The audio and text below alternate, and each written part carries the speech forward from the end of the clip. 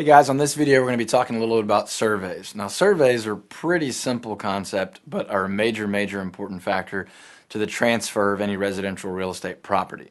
So could be land, could be a home on land, could be farm and ranch, really any sort of property that's going to be transferred from one owner to another needs a survey. And the survey is basically the document that dictates the boundaries and the footprint of a property. So you may have seen a survey. It may look kind of like a blueprint or a land plat or plot.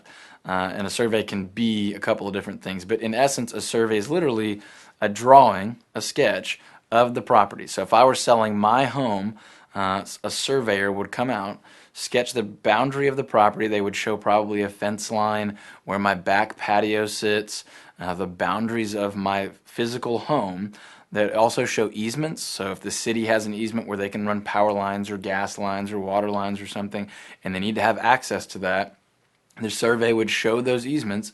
It would show a building line, so I would know, can I add on beyond this point or do I have to stay behind this line? Basically, it dictates what is owned and what's being purchased or sold. Now, often in a residential real estate transaction, where someone has had a survey done on the home when they purchased it and are reselling it, they can use that same survey, and that will typically save the seller and or the buyer, $300 to $500 on a typical size property. But they do have to fill out a form that basically is called a survey affidavit that says nothing major has changed to the footprint of the property since this survey was done.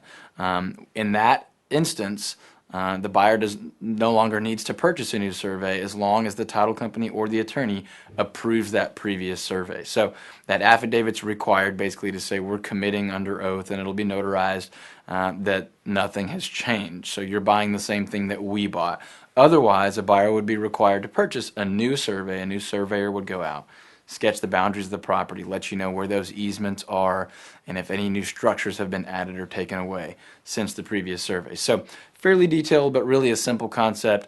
You got to have a survey so you know what you're buying and what's being sold, and it keeps record of that, and then that's recorded for the next time a transaction takes place on the same property. So pretty simple.